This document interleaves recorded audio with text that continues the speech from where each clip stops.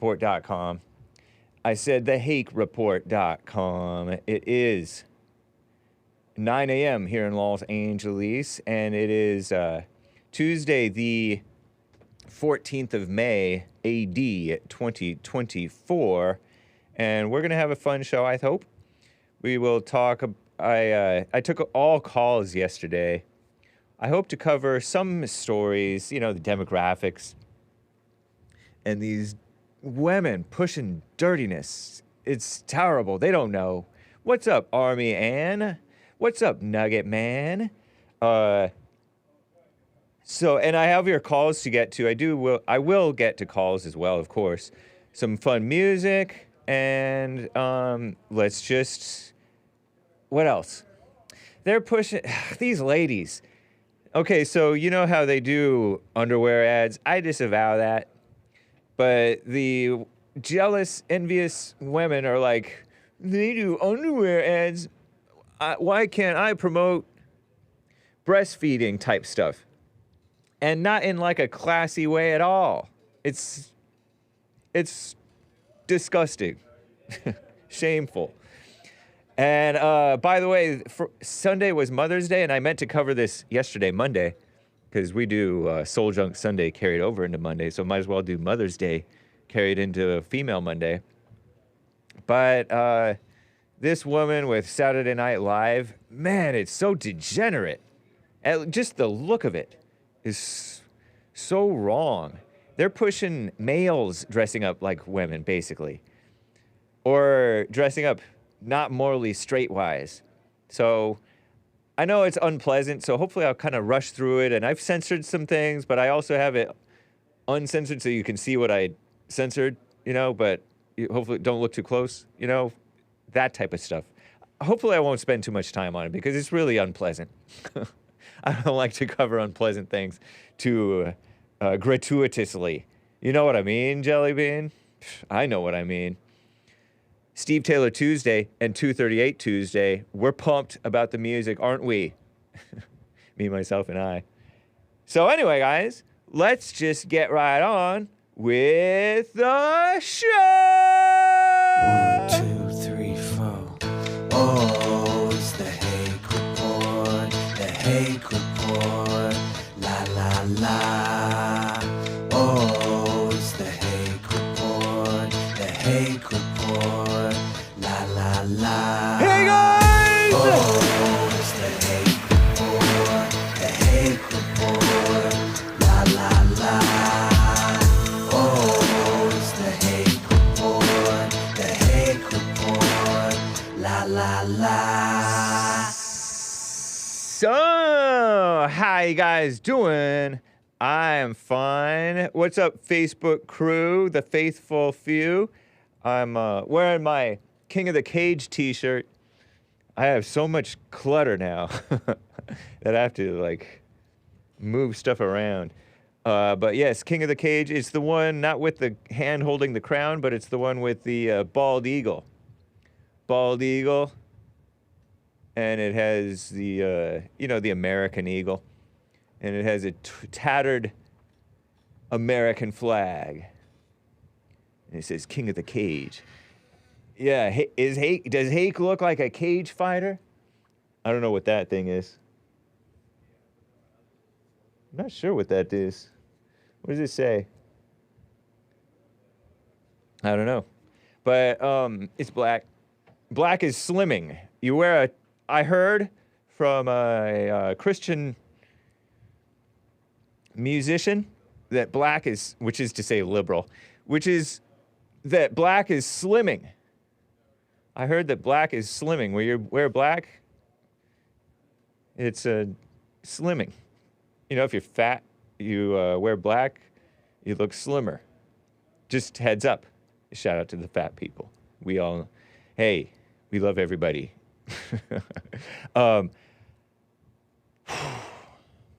Before I get to calls, I got to get to a story here. It's not a story, but it's a topic.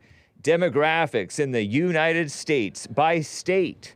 The far-left female-run outlet, The Skim, mentioned this. What people might be debating, the state reigning, quote-unquote, top of the dung pile as most American.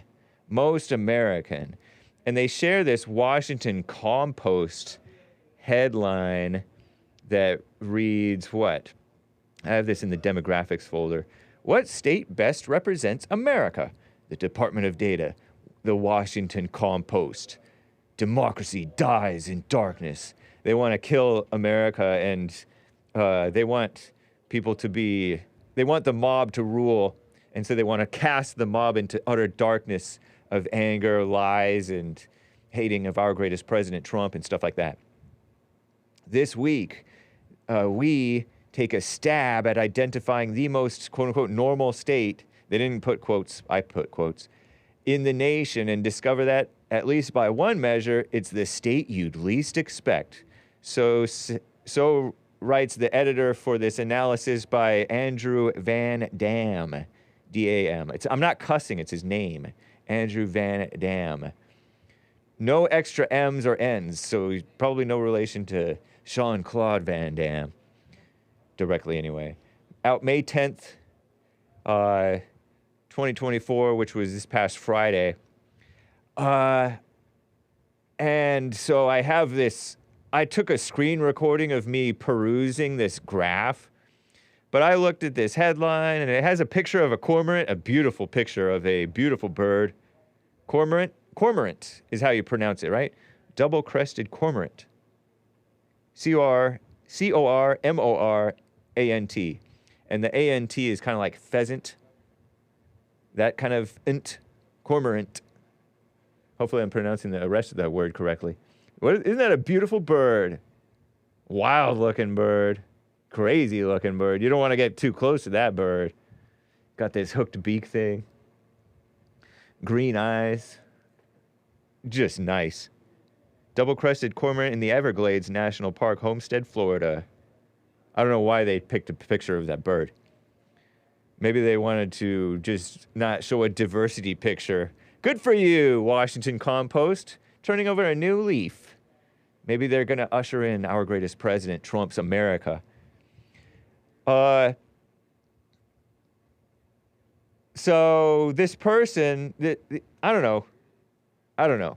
They went through the data, and what was interesting to me was this graph. Which state most closely mirrors the nation as a whole in terms of racial makeup? Hake likes to talk about race stuff. By mixing metropolis with cornfields, I guess they mean. Illinois reigns as the most demographically, quote-unquote, normal state in America. There's this chart that they show that makes it super tough, which is a technical and journalistic word nowadays, or journalist word nowadays. Super tough to tell the U.S. and Illinois apart.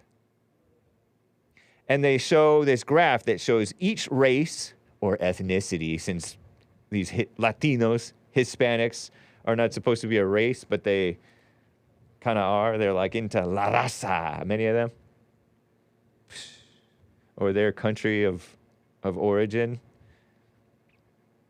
And yet they pretend to love America. They love the benefits that they get from America. That's not love for America. And so, look, Illinois and United States, on average, they're very similar in terms of they're 58.7 or 58.9 or something like that % white. What? White non-Hispanics are below 60% now? I thought that it was like 63% white. I guess that's old information from 10 years ago. Crazy. When I was all into demographics and crime and race and stuff like that. I was all into looking it up. I was checking the work of American Renaissance. Jared Taylor, he had this guy, commissioned this guy to do The Color of Crime. And I'm like, I'm not just going to trust this guy, even though he does seem trustworthy. He seems disciplined in his approach. I'm going to go and look at the data.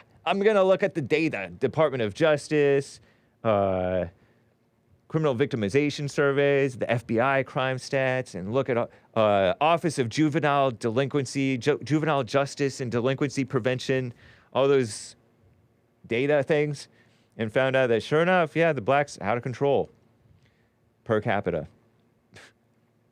And the interracial violent crime out of control from the blacks towards the other races mainly, and then the Hispanics too towards the blacks. But yeah, in the 90s%, are you able to play the video footage? I went down to like the lowest one. What's the lowest white? Is Hawaii. Hawaii is the least white. They're pretty liberal. Some of them fought against the so-called same-sex marriage, and because some of them are Christians, even though they aren't a big percentage white. So there's some sensible people in Hawaii, but they are kind of anti-American. A lot of them are into being quote-unquote Hawaiian natives. And then the 90% white, well, let's play this video. Check this out. Here's the video footage of, it's just screen footage. Coming in right now. Vermont, West Virginia, Maine, I think, New Hampshire. And then if you look at the other dots, you'll see like what the other races and ethnicities percentages are. Oh, you have to mute the volume. I forgot. Nice, thanks. He muted the volume of the clip because I recorded this during the JLP show. I was trying to pay attention to the JLP show. Minnesota, Utah, all these places are heaven. 80 to 90-something% white. Kansas, America used to be 90% white. 95, I think, at one point. Could be wrong. Arkansas, Massachusetts. And then you see, like, some of these southern states and supposedly red high crime states, they are like high Hispanic or high black rate. At one point, you get into, like, Washington, D.C., District of Columbia. Look, it's more black than it is white. No wonder D.C. is a criminal swamp. Wild. It's like over 40-something% black. Dang. Look at that. 45% black. Mississippi, so black. Louisiana, Maryland, Georgia. All those states that they say, oh, they have a high crime rate and high gun violence rate. These red states, they're black states. They're not just Republican states. A lot of the anti-gun propagandists, the anti-Second Amendment propagandists act like the America, like the pro-America, pro-Second Amendment states have a lot of crime and violence because they own guns. No, it's because they have a high black and currently, present day, blacks out of control right now.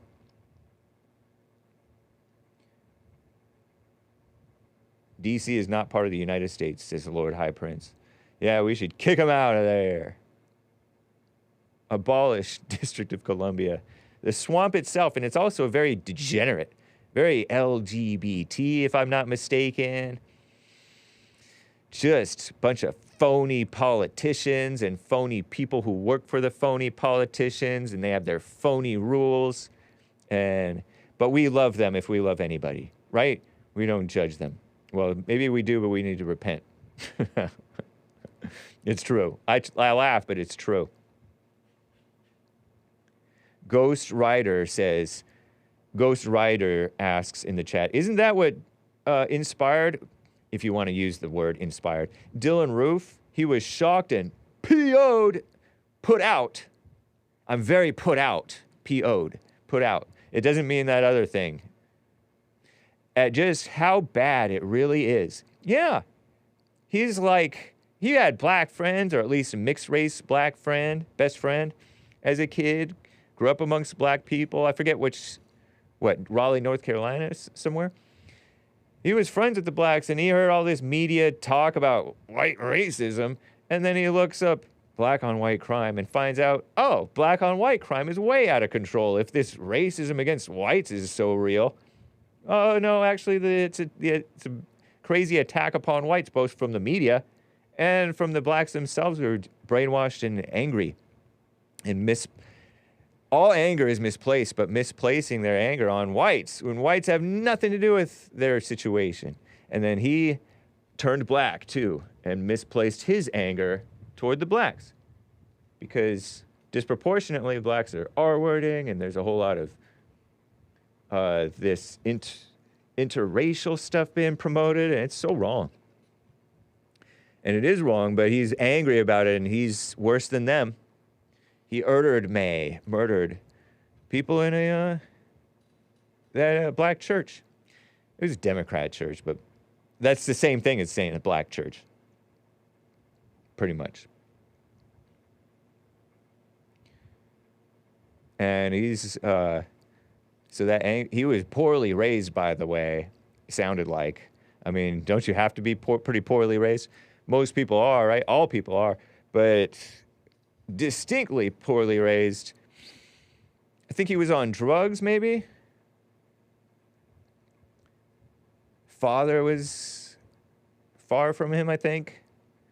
A messed up family.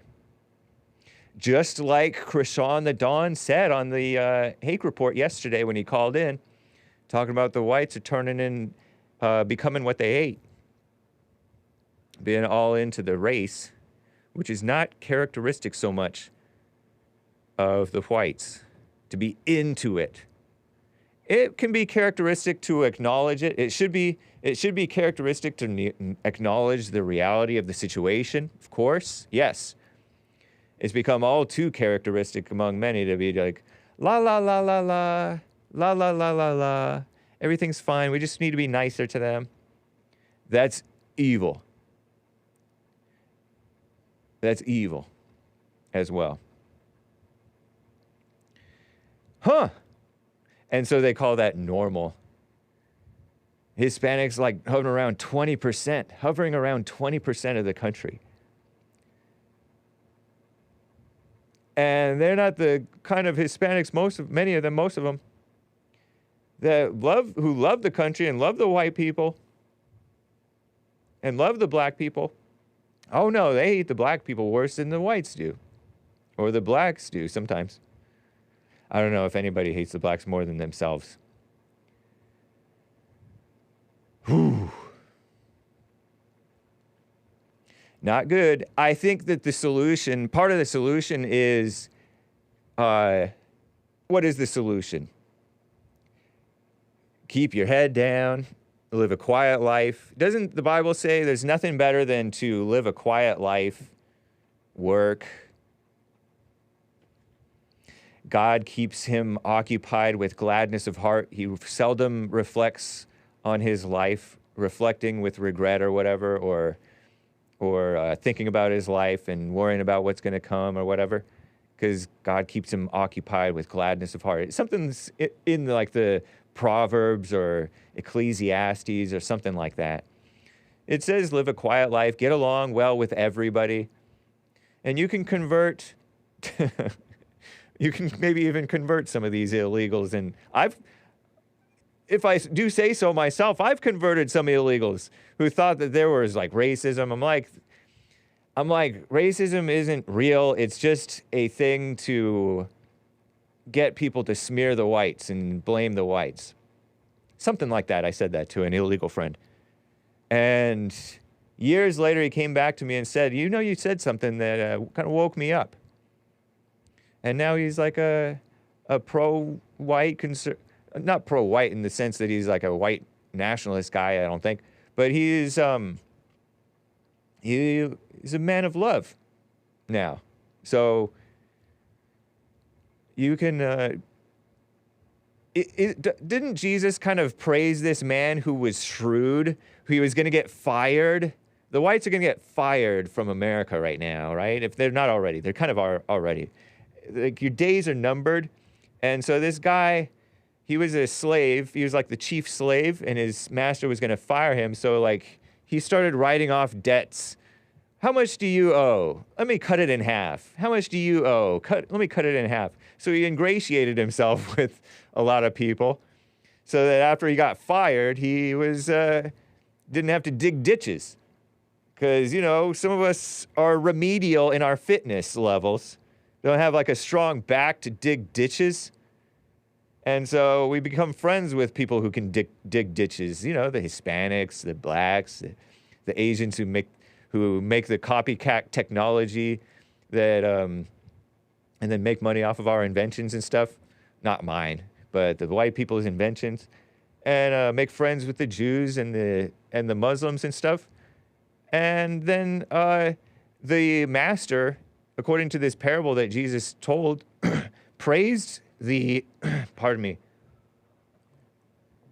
praised the shrewd businessman. Be clever. Don't be alienating people unnecessarily. Don't be angry. Don't worry. Be happy. What a nice song, huh? Hake turning illegals into white nationalists. Nice. Yeah, so just because people are dumb and brainwashed or hate-filled doesn't mean you have to be that way or despise them for it. Anyway, that's my word of encouragement to you. Nice. Hake, talk into the spittoon. I just might. I shall consider your request. I do enjoy that sound, too. Jaime in Minnesota is on the line, though. Jaime, thank you for calling and holding there, man. It's good to hear from you. What is up? How you doing, Hake? Doing fine. How are you? Hey, so I was thinking about that lady that was assaulted by that man, allegedly, yeah. in New York. Uh-huh. And those are urban crimes. You know, that's a normal thing in urban areas. Yeah. You know, like big cities, New York, Chicago, what else? San Francisco, Philadelphia. Right. Los Angeles. But in rural areas like where I live, that stuff's unheard of, practically. Yeah. It's far and in between. Right. You know, very few things like that happen. And then that's sad when it happens in rural America. But when you hear about it in urban, I mean, that's just another day. Somebody told me about, somebody mentioned, I think it was John from Kentucky, mentioned yesterday that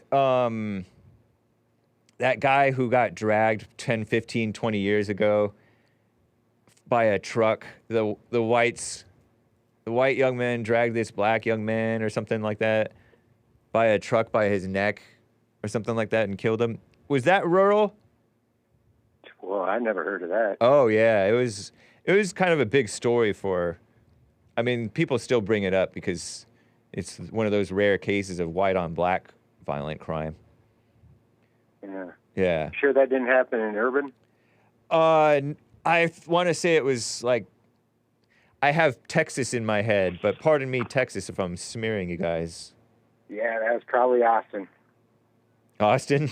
Yeah, who knows? Yeah, those places, those big cities, man, they're nothing but trouble. Yeah. That's what happened with the Sodom and Gomorrah, big cities like that. Oh, yeah. Guy can't be from rural Middle East and then come into one of them big cities and think he's going to be okay. Yeah. You know, you bring up Sodom and Gomorrah and call it like an urban or a big city type of thing. There may be some truth to that because these big cities, it's easier to get along in life. You in many ways, you get spoiled, and then you're amongst fellow degenerates, encouraging you in your degeneracy, and so you do get a lot of that evil and people encouraging you in your wrong. You get this confirmation from your so-called friends. It's terrible. It's a bad situation. Yep. So the problem is the big cities. The city that I live in, it's getting a little bit big. It's starting to get too big, actually. You know, I'm thinking maybe in the next decade or so, I'm going to move out of here. Wow. Go for a smaller town. Nice. That's very white of you. Say again? Oh, safer? Yeah. It's safer. You know? It's a reasonable thing, I think. That's what, yeah, it's understandable. Yeah, so I don't mind staying here and fighting it out, but there is no real fighting it out. You just got to be a light in a dark place. But you don't have to. to. What happens? The other line of thinking is, you know what happens when you go to the barber shop? You get a haircut. So if you're in a bad area, something bad's going to happen sooner or later. Oh, yeah. True. That's what that means. Yeah. No, that's true. So, but what happened to that lady? You know, was that a white lady? I don't know if it was a white lady or Hispanic lady. From what I heard, there was some interaction between her and the man like 5 minutes earlier, and she was walking away, and he followed her, and then did that thing. He lassoed her around the neck and pulled her down from behind. Sneak attack, really. Knocked her out, I guess. That's just normal stuff for the big city life. Now, if that happened in rural America, that would be bad. Yeah. That would be a reason to, shout and scream. Right. So that's kind of why I was wondering, like, why that fellow Mark was so upset. That happened in urban America. It doesn't matter. It's not a big deal. It's clearly a big deal because it's so viral right now. I mean, it's sort of viral. I don't know if CNN is talking about it. I haven't heard about it from CNN or the ladies at the Skim. But I see what you're saying. This is like an attraction for people whose life is not together, and that man's life was not together, He was a mess, and you're allowed to be a mess in the big city, and you're subsidized and all that stuff. So. And, you could pull that off over there in the big city, but down in the rural town, you'd be thinking 2, 3, 4 times before doing that. Right. It's true. He wouldn't have done it. Yep. And that's also because our women in rural America, they don't go out looking for trouble. Not like them big city ladies. Yeah, a lot of women, lady, it's not like that they're female. It's not that they're looking for trouble necessarily. It's that they are living blindly. It's like what you said. You go to a barber shop, you're going to get a haircut. You go to a big city, in a sense, you are looking for trouble. And they get comfortable in thinking that they're safe, and because nothing happens most of the time, but then something does happen, and then they want to cry about men not protecting them. What a mess. That's right. I think you're starting to get it. Is the See, caller a little what low? people ought to do is they ought to start making their own cities. Yeah. Start spreading out instead of, how HUD is housing and urban development? Yes, HUD, housing and urban development. The rural areas. Yeah. You get people spread out so that they're not on top of each other, and then Can you turn them up a little? Yeah. There'll be less attacks. True.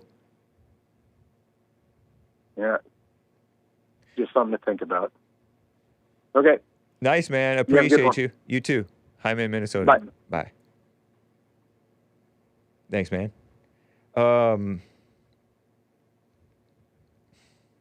Thomas in California is on the line here. Thomas, how are you doing, man? What's up? Doing well. Thank you for taking my call, James. Yeah, of course. Yeah. I tried to call Jesse during his show about a topic about our soul. And, unfortunately, he wasn't able to speak with me.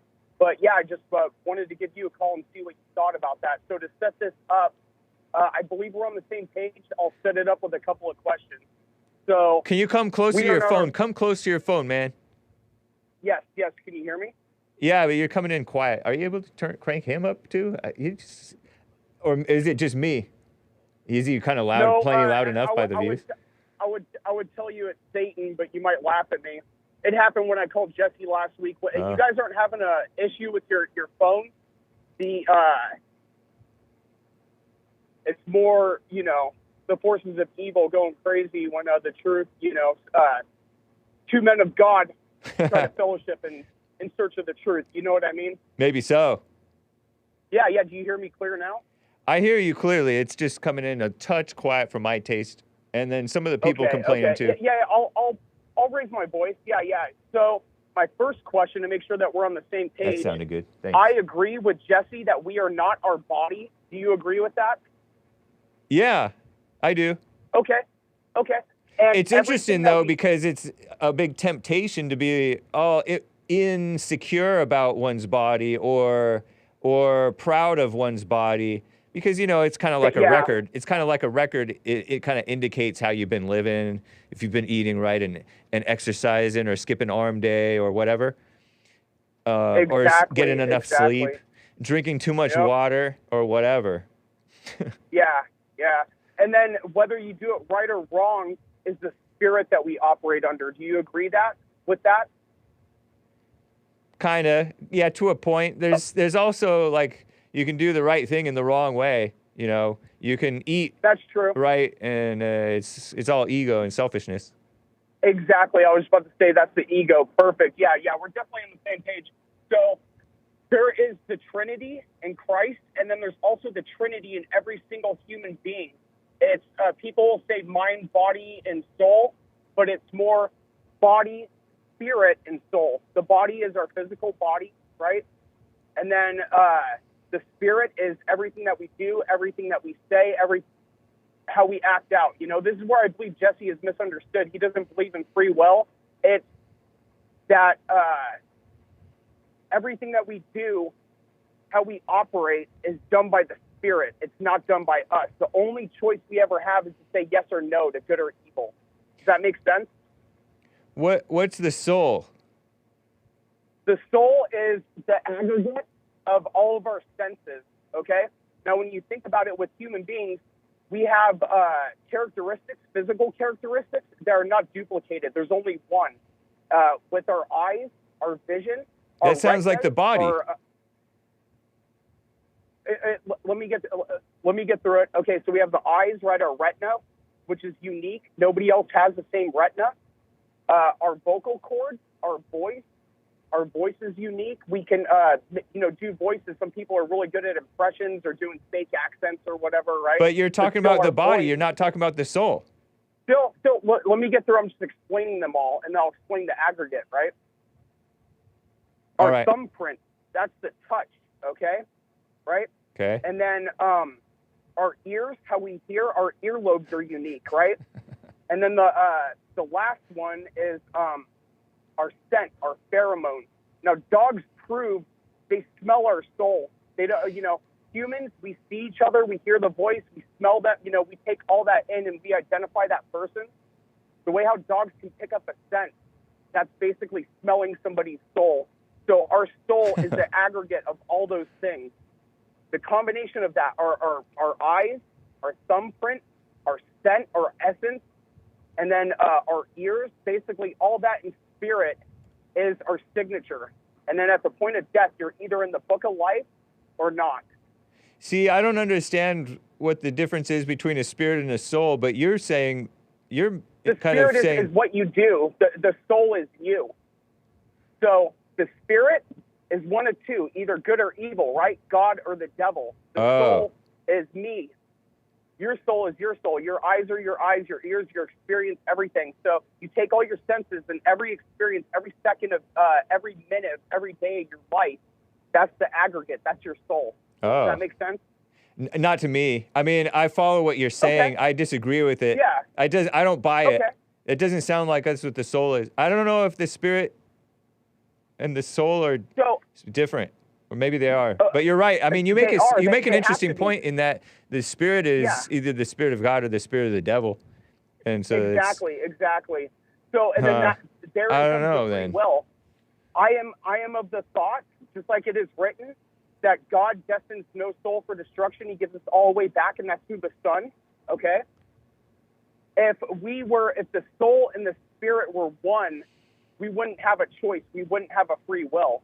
That's what God gives us. God gives us the gift of discernment to make that choice. I plan on calling Jesse on Thursday, Bible Thumper Thursday. So you think that there is a free will? There is, and our soul is proof of that. I was planning on calling Jesse on Bible Thumper Thursday. Nice. I can start breaking this down for you guys if you'd want to give me the time. I can start at Genesis, and now I want to skip to Revelation because we are in the end days. the proof of the end days, the seals that get broken. Are you familiar with the book of Revelation? I've read it. Okay. I'm not. You know the I'm seals, not. right? I'm not. I don't have it like memorized at all. Yeah. Like you could but reference you know how something the in it, and seals I are wouldn't. gonna- I wouldn't realize that you're referencing something in it, or you could say something is in it, and I wouldn't know that it's not. I'm referencing the seals. The seals will be broken, right, which will bring in the apocalypse. But you Are seem to familiar be with- in. Pardon my interruption, but you seem to be like interpreting, and Yes, that could of be. course. That could be But yes, we're iffy. fellowshipping. We're fellowshipping, though. I may be wrong, but I think it's good to fellowship and gain understanding. Right, but Fellowshipping but doesn't mean we have to speculating, agree. but speculating about what something means isn't necessarily fellowshipping. I mean, it's cool that you call in and we talk about it. I'm fine with Yeah. that. But Yeah. but it sounds like you're making something up based on your own understanding or your own I assumption. would tell you, and believe me or not, I've been deep in prayer, and these things have been revealed to me by God. I turn to God in my suffering, and I rebuke my sins in the name of the Son, and He starts to reveal to me. I stay in prayer, and He reveals to me. And I'm trying I tried calling Jesse, now I'm speaking with you, and I'm trying to get Right the on, word man. out. Yeah. Get the word out. Why? Because that is also written, that we are to return to Christ and spread the good news. I'm doing that by fellowshipping with you and trying to give you understanding. I just defined a soul for you. I don't know if anybody's ever looked at it that way, but we have spoken. Thank you for taking my call. Yeah. It's etched in eternity now. You think so? Yeah. Yeah. And then basically in the book of Revelation, my interpretation, and it's good that you mentioned that, I'll use that as my qualifier. My interpretation is each seal that is being opened in the book of Revelation is the revealing of the unseen, right? The unseen is the dimension. How old are you? Now, I'm 40 years old. Whoa, you're my age roughly. Nice. Yes. Yes. Are you I are you a graduated family in man? You have 2002. children? I have two children. One lives. The other doesn't. My eldest does not. I am not married, though. I did it out of wedlock. I did it wrong, and I turned to Christ, and I repented for that sin. Nice. Are you black or white or Yeah. Hispanic or Asian or what? Indian? I'm American? mixed. I'm mixed. Yeah. Mixed. I'm mixed race. When people. So you're look part at me, black? I left a comment. No, Okay. not part black. I'm basically white and brown. Oh, okay. Hey, I feel Yeah. like I remember us talking about this before. And what else? You're from NorCal, was mentioning Central the- Cal, SoCal? Oh, I'm from San Jose, California. Oh, docs. Yeah, the capital of Silicon Valley. I'm in the heart of the lion's den. I've been there. That's a sort of an interesting city. It is. Yeah. What else did I want to know? You're kind of alienated from your family, are you? Like your Yes, I am. siblings, parents, that type of thing? Yes. I'm just sort of I love them remembering very stuff much, about and you. I did forgive them. Nice. No. You're just reading me right now. You see me. I never told you this. This is our first time ever talking. No, it's not. Haven't we talked? No. I called Jesse Lee Peterson's show 3 times. I called in 2022. Oh. I called it a near-death experience at the time, but my heart did not stop. It was an out-of-body experience. No problem, Sean. was I was pretty cool. convinced I'd That's talked to him before. Sorry, go ahead. Yeah. James, my voice sounds familiar. Yeah. And I get that a lot. Same thing with my face. My face looks familiar, and a lot of people, I look racially ambiguous. You'd make a good con man. Yeah. But I'm You'd not, make a good though. con man, except you'd depending on the situation, you'd have to know when to talk esoteric and Yes. crazy, and when to talk Yes. like normal, down to earth, and be able to judge that. And Not that when I'm to talk encouraging you to be a literal. con man, but Yeah. No. It is important to, when we're operating in the spirit, to be mindful of that, right? Did you that ever goes back smoke to what pot or Jesse do was drugs saying and with stuff? being aware. No. Did you say that one of your children I died? would tip a few every once in a while, but I'm not really a big drinker, to be honest. Oh, right You know, on. just like on occasion. Yeah. Moderation. We're Christians. Exactly. Yes. Did you say one of your sons died? One of your children died? Yes. My firstborn was a son. He is no longer with us, and if it's okay with you, that's all I'd like to speak on that. No problem. My No, eldest you're fine. was Yeah, a of course. son, and then I have a daughter. That's 18 years old. Oh, right. Wow. Alpha. Yeah. She graduates high school in a couple of weeks. Yeah, I'm really excited. It's new beginnings for us all. You made a boy first? Yes. Nice. Yeah. Yeah. It's interesting hearing from you, but because people say, but you're not the only one. A lot of people say body, mind, or body, spirit, and soul. And I'm like, what's the difference between the spirit and the soul? And you've kind of explained it to me as your past experiences make up what your soul is, I think. And it's so basically with not all, but most, right, humans, we fight a spiritual battle. We have good deeds, we sin, good deeds, sin. We're in that infinite loop, right? And then the aggregate of that is our soul. And then the day we drop our body, we stand before God. And he, if we are pure light, we return to him. We become one with him. We enter heaven. If not, it is written, right? It is not good to presume what happens to any living soul. Right. I'll end it with that, right? That's fair. It sounded like you were saying nobody goes to HE double toothpicks. It sounded like you were saying no soul is condemned to hell.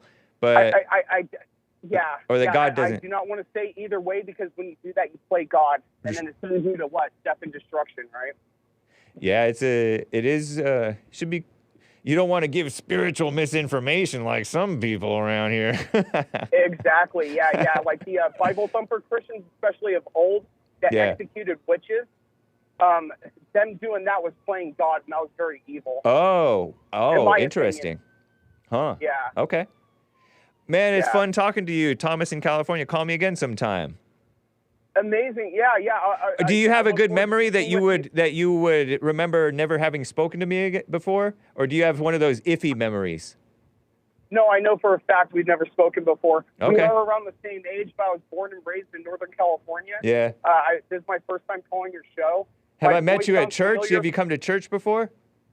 No. Okay. No, I haven't. Yeah. There's somebody who sounds like you who's from Seattle. I haven't heard from him in a while, or Portland. Oh, He's a bicycle. He's a carrier. He delivers messages or something. I don't know. Anyway. Yeah, exactly what I'm doing. Yeah, delivering messages. Yeah. Spreading God's word. You know, it was amazing talking to you. Thank you, James. Yeah, thank you, man. Take care. Bye. You too. Bye-bye. Bye. By the way, it was in Texas, as I recall, and as my friend is recalling, that the black dude was dragged behind a truck, and I think he was killed, as I understand it. That was in a rural area. Which that's the type of crime that it would make sense that it would happen in a rural area for some reason. I guess because whites in rural areas allowed themselves and are allowed to say and speak what's happening, but they're also, unfortunately, I guess, allowed to and encouraged sometimes to steep and stew in anger about it. About the race mess, the race war against the whites. And then so they lash out in retaliation, sort of against sometimes innocent blacks. Like what happened at that Buffalo store and Dylann Roof. And then this, I don't actually know the backstory of the guy who got dragged. I've just heard about it. And, you know, they like to promote it. The people who like to portray the whites as the sole aggressors in this war. But it's a war of evil against evil. Really. Terri in Oregon is on the line. Terri, how are you? I'm good. How are you today? I'm fine. No woman is good. You're fine. I'm all right. I'm doing well. How's cool. that? That works. Oh, okay. I like this conversation about the urban versus rural life that's come up today, because you live in the city, right? Or I assume around the city. Yep. And operate in the city, and I do too. And I prefer it. And I'm always fascinated by people who think that, you know, it's worse than living out in the middle of nowhere. Because a lot of stuff goes down in the rural areas. And, you know, I hear a lot of disturbing stories, or you just go to like small towns and they're, you know, they've got no economy and the people are on drugs. A lot of them, the youth are often like up to stuff. Stay close to your phone so you come through clearly. Oh, sorry. Yeah. Okay. Am I coming through well? No, you're coming through better now. Thanks. Okay. Yeah, I mean, when I was younger, I remember, you know, I grew up in Alaska. Oh, So, wow. Was yeah, it rural Alaska or was it city Alaska? It was city Alaska. I mean, I did live out in the country when I was a kid, like a child. But once I got a little bit older, we moved into the city. But yeah, the young people I knew who were like my age that lived out in the country or the rural areas, they were like degenerate. They just didn't have anything to do or entertain them, you know. Oh, yeah. Turned to doing drugs, and I think that's really common in rural areas, and it's not acknowledged or talked about. And these kids were like from decent families, you know. They would have, you know, pretty professional parents, you know, went to good schools, but then a lot of them became very degenerate just because they were bored. Yeah. Huh. So I think that's an issue. And then, I don't know, I mean, evil lives everywhere. So it's just strange to me that we think that because, you know, people are in a city that it's going to be more dangerous or something. I feel a lot safer here than I have in certain areas. And, you know, interesting point. Yeah, evil is in people everywhere. For sure. Yeah. Oh, I mean, and I've heard stories from people in the country, you know, tell me about things that go down, and you're not really safe from evil anywhere. If somebody wants a bad person or somebody possessed by evil wants to come get you, they're going to come get you. Yeah, depending on where you are, you can get away with crime. If you're in the more urban area, you can get away with a lot of crime until you get crimed and no longer get away with anything because you get caught one way or another, maybe by fellow criminals. And then too, in the middle of nowhere, like there's no witnesses either. So, yeah, you want to.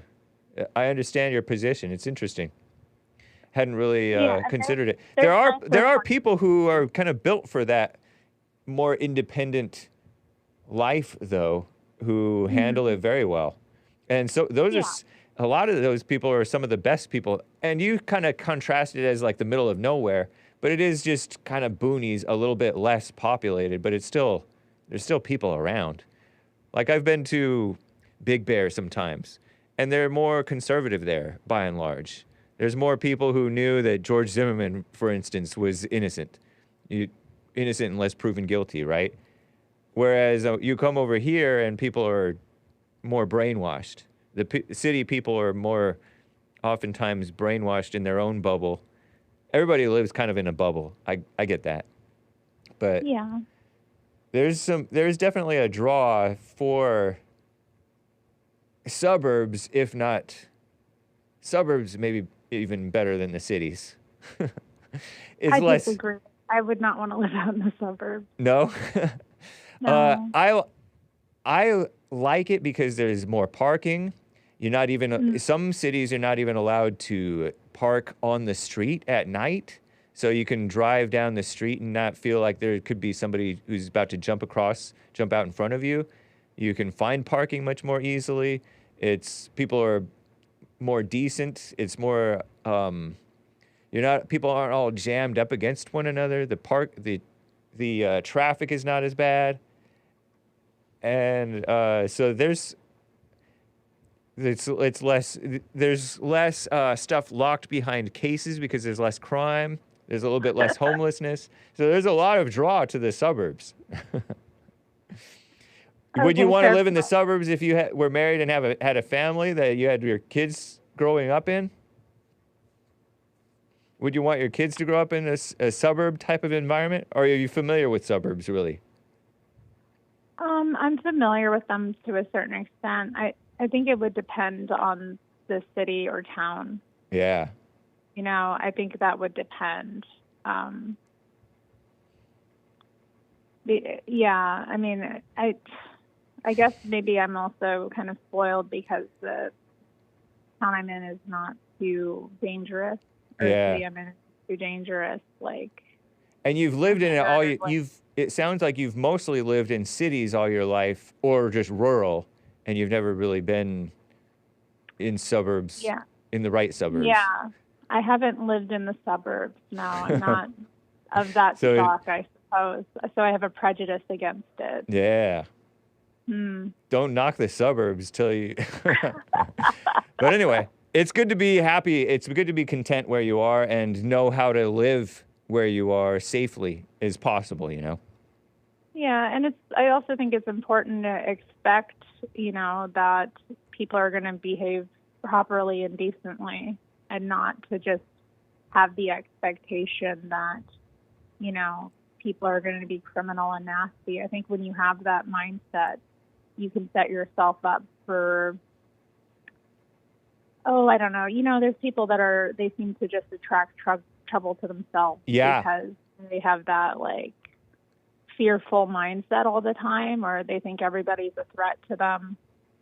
That's true. And they become antagonistic and, like you said, bring the trouble to themselves because of their attitude or their expectations. That's true. That's fair. Nice. Well, I appreciate hearing from you, Terri. Fair points. Just my 2 cents. Okay. Well, thanks for taking my call. I think that Sean disagrees with you. I think he's more of a rural guy. Sean's nuts. He's a man. Yeah, and I'm a weak and feeble woman, like, so. Nice. I can't live that life. It's too difficult. I had to haul wood growing up. Do you know what that's like? I have had to carry some stuff and do some manual labor as a kid. And I had to haul it and stack it. So you resent it. So you're traumatized. I'm traumatized. It builds character, though. That's why you have a decent character. I suppose. Don't reject the discipline. Well, I just, you know, I knew, like, very early on that I wasn't cut out for that lifestyle. It's very tough living out, like, on the land. Yeah. You know, you have to have a certain mindset. You have to be pretty strong and fit and willing to endure a lot of hardship and deprivation. And I'm not like that. Yeah. Fair enough. So, yeah. Right on, Terri. Appreciate you. Take care. All right. Take care. Bye. Bye. Art in Ohio is on the line here. He has a quick bit of advice, I think. Art, are you there? Yeah, I'm here. Hey. Hey, quick. First thing first. That's really the only reason why she wouldn't want to live into the 2 reasons why she wouldn't want to live in the suburbs. Terri? It's because in Oregon? Yeah, Terri. All right. In Oregon. The first thing is because she's liberally conditioned to be in the city, and everything is given, and there's always a microwave to warm the food up instead of you warming it up in the oven. You see what I'm saying? Yeah. It's quicker. She don't want to get out there and do no work her bones and hard sweat and, you know, get dirty and stuff. That's why. Yeah. That's convenient. It's the convenience. Second thing is, what I called is, just like most of these liberal females, and liberal males. They got that rest in peace to my grandmother. They got that AB spirit in them. They always in the damn window looking out the window because they want to be nosy. Oh, so she wants to be able to people watch? Is that what you're suggesting? Yeah. It's too quiet. It's too quiet in the suburbs. It's too quiet in the rural areas. Ain't no helicopters. Ain't all them big flashy lights. Tyrone ain't walking down the street with his pants halfway off his butt, or Tyrone ain't walking down the street with his spandex pants glued to his skin or whatnot. Yeah. And fast talking Terri talking about, what up, baby? What you talking about? What you want? What you getting in a little later on? You want to go get a double shot of that arty art? Yeah, that's why she don't want to. That's why she can't handle that real life or whatnot. Yeah, not much. She did say not much going on. So you may not specifically be what she's talking about, but yeah, I get you. I catch your drift. Mm-hmm. Yeah. Second thing is, third thing, because I'm messing up. I'm on my Joe Biden stuff. I can't count now, so y'all forgive me or whatnot. Yeah. So third thing is, I got a cousin or whatnot, cousins down in VA or whatnot, and one of the girl cousins, she thinks she a gangbanger or whatnot. She want to be all tough or whatnot. Got herself caught up into some serious stuff, but in the city it ain't serious. We see this type of stuff all the time. You see what I'm saying? Something that they think is serious in the country is, I'm looking at it like that happens 10 times a day, and that don't happen to 10 of my friends, and it's only don't happen in that area where they at only one time in the past 10 years. You see what I'm saying? That's why when you talk to, and anybody in the chat can agree with me, that's why when you talk, if you somebody like me to live in the city and you talk to your cousins that live in these real country areas, some of the stuff they be talking about, you be like, that's small stuff or whatnot. Stuff that we think is big, stuff that we think is small, they think big. Right. See what I'm saying? But it's kind of nice, isn't it? Kind of refreshing because it is kind of like a bad thing. A lot of the stuff that they're shocked at, and that it's kind of normal for us to see. It's kind of refreshing because we shouldn't be having to live this way if there's such a thing as shouldn't have to be living this way, you know? Of course. Facts. That's of course. I'm just going to say that it's definitely a difference between the suburbs, and the numbers and the statistics say that. I'm trying to figure out how she thinks that unless she's saying that robberies happen in rural areas just like they happen in cities, of course that's going, She may not be talking about, it's a trade-off on the type of crimes that you may get, that you may run into, you know? There are some... Yeah, there are some crazy things that could happen in smaller towns. Like cow tipping. Like the rural people are going to go cow tipping and break the poor ribs of the cows because they sleep on their feet, and you push them over because you're bored. These degenerate delinquents, and that's not good because you're breaking the ribs of the cows, and you're kind of hurting the cows, and it's other people's property. You're not going to get cow tipping in the city most of the time. So that's one example, and that's sort of a mild example, kind of being funny. But I don't know. There's like animal sacrifices and stuff in the when you go into the hills, you'll see like a decapitated animal and things like that. When you go into, but that's outside of the city. That's in the hills, though. Nah, your point is valid. I can't even go against any of that. But I'm just saying that. It's definitely a difference between the city and the rural areas or whatnot. The numbers sit there and say that. I'm just trying to figure out why she thinks that there isn't a difference or whatnot. Oh no, she knows there's a difference, but she's saying that the rural isn't so rosy, as if there's no evil people in the rural areas. And we all know that there are evil people no matter where you go. Problem neighbors. And sometimes the neighbors, there's no real recourse, you know? So, Yeah. So check this. So check this out. Are you going to your little? Are you going to the break or whatnot? Because I still wanted to talk to you about what I was trying to talk to you about yesterday with the police officers. Oh, real quick. See if you can do your point. Yeah. Okay. Now, rest in peace to those 4 officers that died was that North Carolina? Was that Charlotte, North Carolina? I think so. I forget. Yeah. Yeah. Well, rest in peace to them or whatnot. But you play stupid games, you get stupid surprises or whatnot, and they shouldn't have been going over there messing with that dude about no weapons. It don't say in the Constitution. If you follow the Constitution, you wouldn't be going on no dummy missions for for the government or the police going to try and take anybody's guns or whatnot, whether he's mentally unstable, whether he's a felon, whether he likes to, whatever you would think that he shouldn't have no gun for. Everybody should have a gun, and it's up to the citizens or whatnot to take care of that situation if it is a problem where he's out here, he's a crazy, deranged lunatic, and he don't need to. It ain't up to the state or whatnot to do that. The second thing is, okay, so let me address that though first.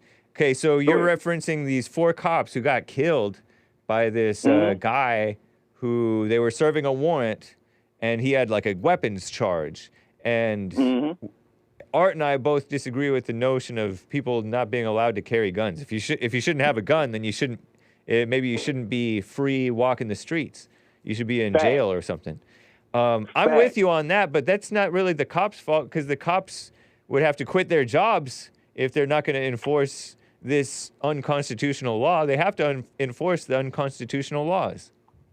Well, being a cop ain't the only job on this earth. And if I know, but to me, I don't know if you can blame the cops for that. You can, because the cops, because that's not, that's you blame the people who are making these laws, because the cops don't make the laws. Well, how do you say that? How you say that about blacks then? I can be black and be like, well, it's the white man's fault he did this and white. No, at some point, you as an individual got to take accountability for what you do. I know, but this is one of those, you're going kind of extreme. In my opinion, you're going extreme with cops shouldn't enforce weapons possession laws, because weapons possession laws have been around forever. Blacks know, that black who shot those cops, he knew that he was violating the law. He doesn't care about any constitution. And so they're both lawbreakers at that point, I guess, but the cops are not the ones responsible for refusing to violate that law. Maybe a sheriff should, but you can't blame those individual cops necessarily. I mean, unless you talked to them and got their reasoning, but a lot of them, they're just doing their jobs. I get that if you say, I would be with you if you were to say, these cops are violating mask mandates or enforcing mask mandates. I'm with you on that, because mask mandates have not been established law for decades. Constitution or not.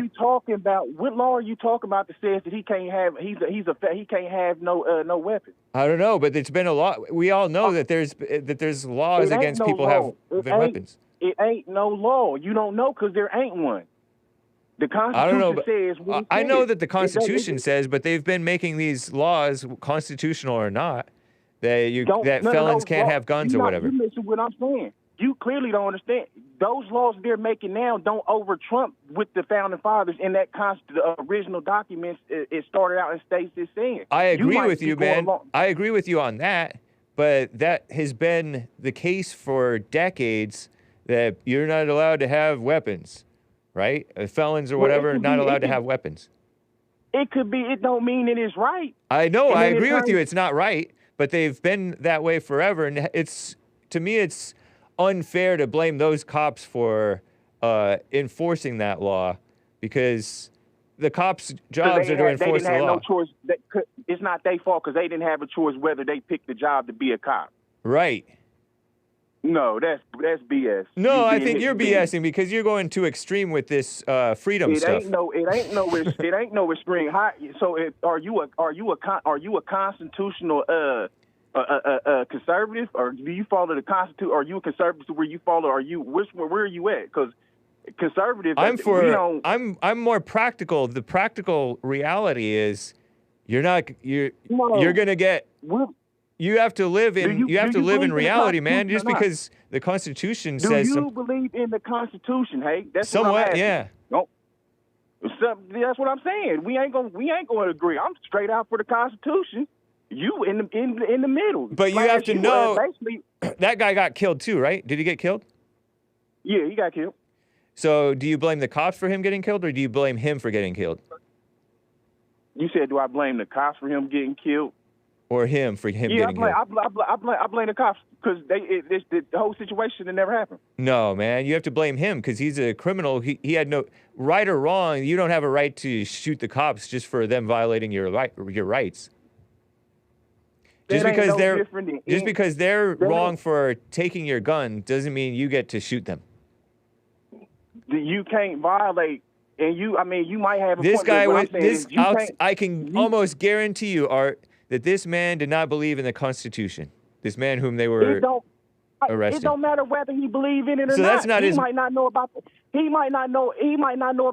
Amendment. It don't mean it don't apply to him. He knows he shouldn't have the gun, but according to the He law of might the not land. know- he might not believe or know about the Fifth Amendment. So you're It saying don't that you mean can? It don't apply to him. So do you think you can murder somebody just because they're trying to take your gun away from you?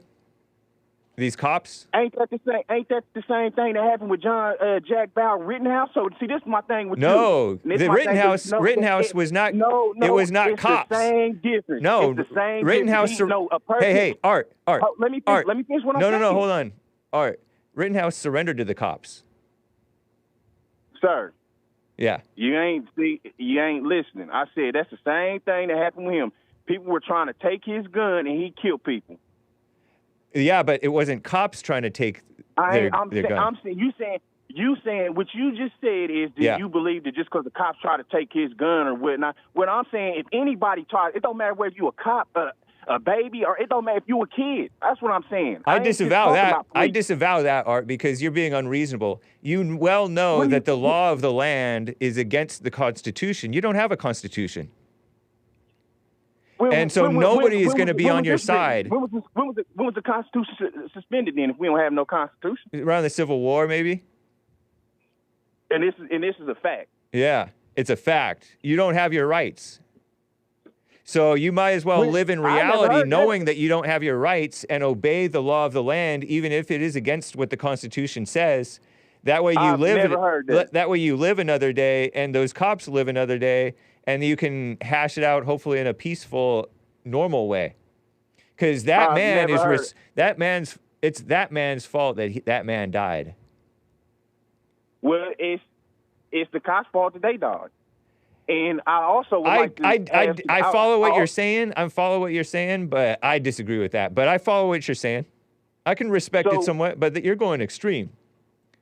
You're one of those sovereign citizens people. You're one of those sovereign citizens people who's going to get himself. Well, you're not going to get yourself, but you're justifying this man cop killing over. Come on, sovereign citizens. Sovereign citizens don't believe in the Constitution. I follow the Constitution. Same strictly. thing. That's what I mean. Whatever. Yeah. One is the whole opposite. Sovereign citizens don't believe in the American Constitution. Oh, okay. Well, you're one of those Constitution people who is going to violate all the gun laws, and all that stuff because they're unconstitutional, right? But there's a right and wrong. There's a right and wrong way to stand up for the Constitution. I'm not. You hold on. You just said the Constitution was suspended. Which one is it? It is suspended.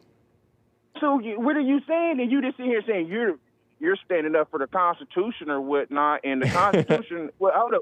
Well, which one is you saying it's suspended? But then you talking in terms like it ain't suspended. No, it is suspended. It's gone. You don't have your Constitution. So if the Constitution is gone, then then allegedly, as you saying that it is, then the Second Amendment don't. Then the Second Amendment. So you don't have your Second Amendment. Hold up. Yeah. Hold up. All right. If the Constitution was gone, the Second Amendment was gone, then they would just be, instead of them sitting here talking about it, Kamala Harris and Joe Biden talking about taking guns, they wouldn't be talking about it. They would just be going and taking guns. So that proves that what you're saying that can't be true. Yeah, of course it's true. They've been chipping away at it in bit by bit. Why would they be chipping away at something that don't even exist? If the Constitution don't exist, it ain't no reason. Because everybody has to pretend that it still exists. But it's gone. Once the first anti-gun law came into existence, the Constitution is gone. Once the first hate crime law or anti-discrimination law came into existence, the Constitution was gone. No, the Constitution. They can pretend, we respect the First Amendment, but no, they don't. No, you pretend. No, you pretend. You're pretending that it exists when... It do exist. No, it do exist. You're trying to play into their game talking about it don't exist because it was tampered with or whatnot. Yeah. No, they're tampering with it, trying to make it seem like it don't, but just like you trying to say, and it does exist. It does. It ain't that it don't. You know why I know that you're it. crazy? Because you're pretending. You're pretending like this guy was justified for killing those cops. That's crazy. If you breaking the rules and the laws that you set in turn or whatnot, yeah, that a person can't protect themselves or whatnot and that's besides the point. Whatever you think, that's your opinion. But I'm not gonna let. What's my opinion? That's your opinion. What is? You think that I might be crazy because I think that they brought that on there. That's your opinion. The fact is. No, I didn't say that they brought that on themselves. I said you're crazy because you justified that guy killing those cops. Justification meaning they brought that on them. No, justification meaning that he was right to kill them. You saying I don't think I ever. You think that man was right to kill them? I don't think I never said it, but whether the point is was he right or wrong to kill them? He got what he deserved and they got what they deserved. No. Was he right or wrong to kill them? He did what he needed. He was right. Yeah, see, that's crazy. They rightfully got killed. They all participated. I totally respect you, Art, but that's a crazy take. That's insane. So you mean to tell me you think just because they passed one law saying that you talk and this is another part. This is how you know you crazy because you talking about somebody passing state laws and you trying to make it seem like state law over Trump federal, meaning the Constitution. When we know that ain't even true. So how can my constitutional rights be gone because state law don't over Trump federal law? Your constitutional rights are gone because they've been enforcing weapons laws since before. State law. Hold on. They've been enforcing anti-weapons laws since before you were born. So you don't have constitution. Law. State law doesn't over Trump federal law. You can claim that in court, but in reality, somebody's going to get killed, or you're going to get thrown in jail, or somebody's going to get thrown in jail, and that's been happening forever. But you said the Constitution was done away with, though. Which one is it? It is. It ain't done. No, it ain't done away with, and that's how you trying to be misleading this season. I'm not misleading. I'm warning people that in reality, you're going to face the hard hand of the unjust law. So you might as well fall in line the best, and be wise about it rather than be insane about it. Because you're being insane about it, and that's not good.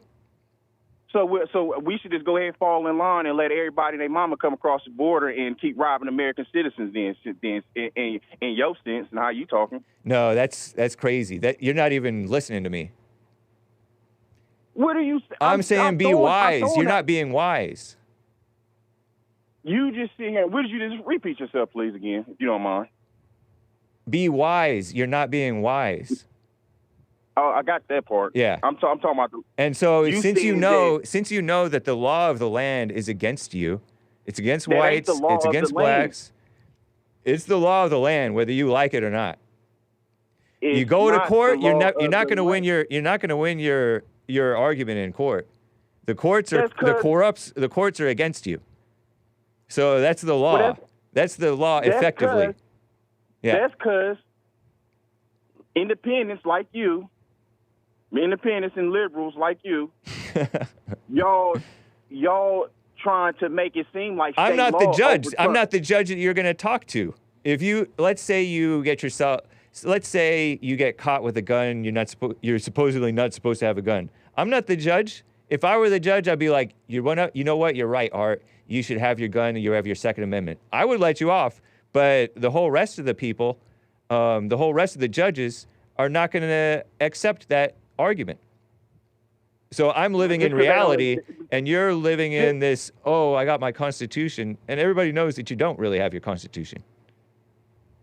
No, bro. No. Yeah, man. You know, you beating around the bush, and instead of you just saying what I just said as far as with the state laws or whatnot. I don't know, or I have no idea what state or federal laws exist. I just know that you don't have your rights, and I don't have my rights. And so you may as well recognize that and be wise rather than be foolish and kill people and get killed. And pretend like it's only the cop's fault.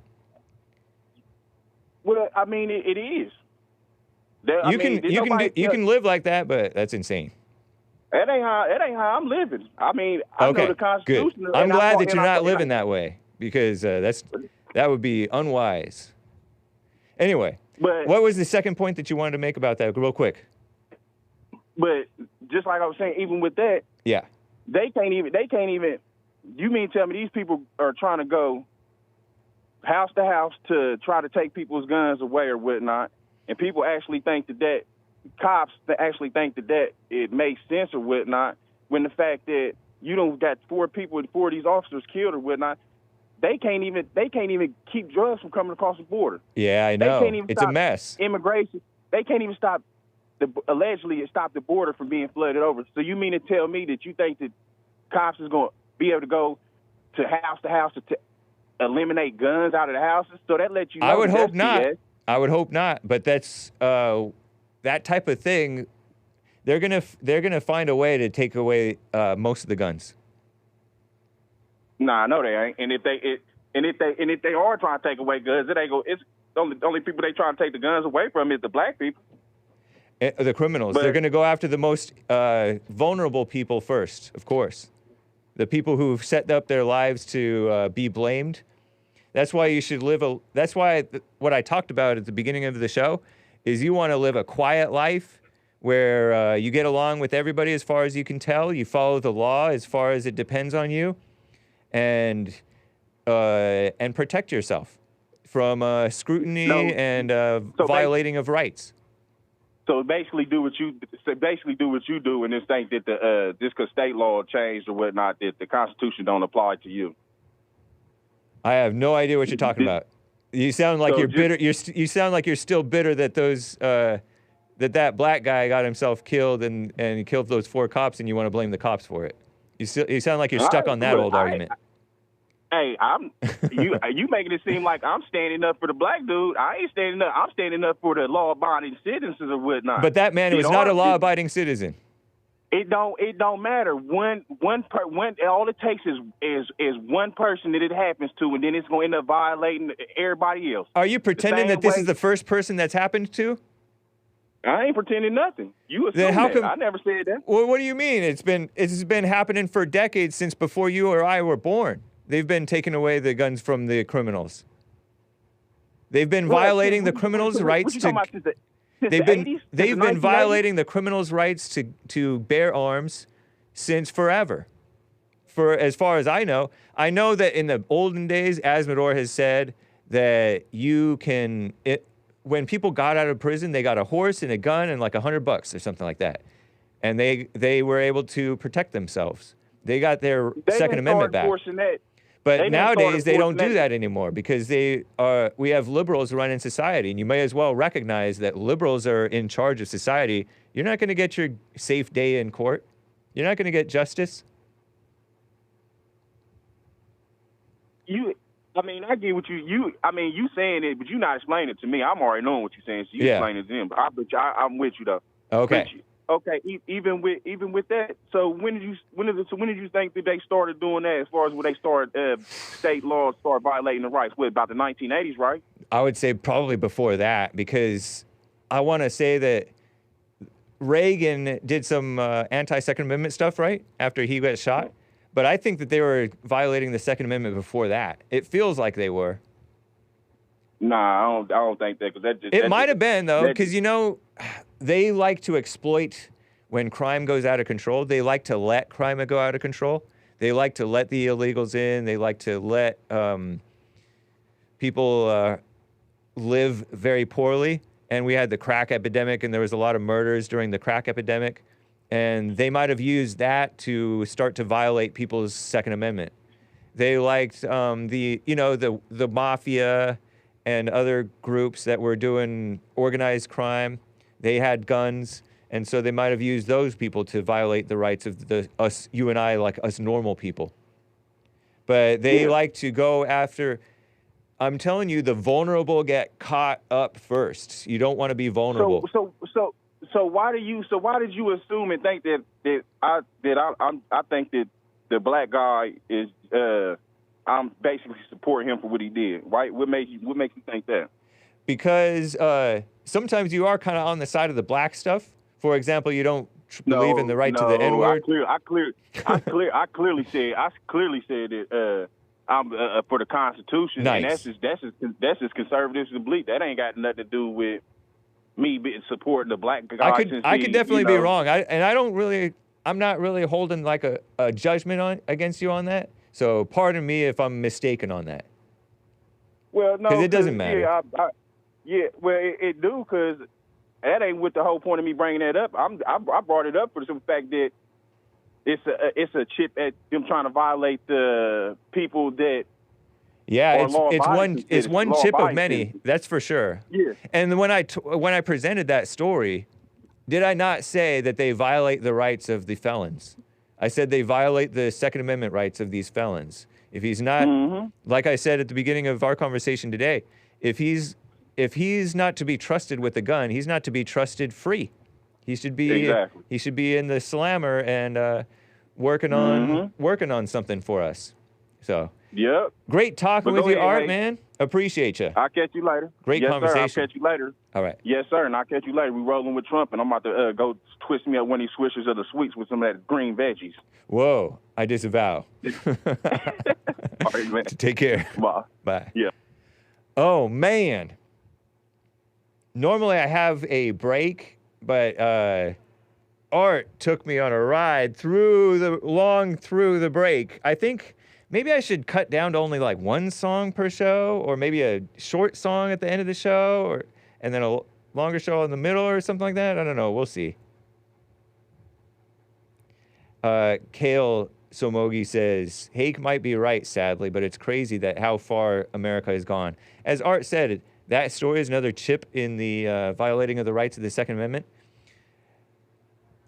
That's not a new story. That story has happened over and over and over and over and over again. I'm just saying, protect yourself. Protect yourself. Don't be vulnerable. What do I mean by don't be vulnerable? Well, protect your privacy. A lot of people disavow these things, these smartphones, because they can track you and stuff like that. Follow the law as far as it depends on you. And be quiet about your stuff, and be quiet even about your opinions. I'm on the radio show, but it's part of my job. I like it. I get it off my chest, but it's not everybody's job to be blabbering with their opinions. And it's better not to have opinions in the first place. Just see what's right and what's wrong, and you be an example. And then people will like you, and then they won't rat you out. Or they won't, speculate about your life and make up stuff about your life. And then if they do, you stay quiet about that too. But that way, they don't come for you first. If you get a criminal record, whether it's a crime that shouldn't be a crime or a crime that should be a crime, you get a criminal record, boom, their eyes are on you. You go to one of these rallies, boom, their eyes are on you. Look at what's happened to the January 6ers, the guys who supported Trump. Some of them were fairly innocent, more innocent than you and me, maybe. The Unite the Right rally people, they're getting the hard hand of the law. If you're white, if you're for Trump, if you're a Christian, if you are, nice, Joel, I scheduled it. I set that up this time. I shortchanged Joel Friday, by the way. Last time. If you're an independent thinker, you're black or Hispanic or Asian or whatever, but you're an independent thinker. Or if you have a wild past, A lot of people used to be rough around the edges. A lot of people used to be rough around the edges, and they're still kind of rough around the edges. Proud Boys and others. Some of these are former felons, or they're prone to get into fights, fighting with the cops. There was this Hispanic guy who sprayed cops with like mace or something like that.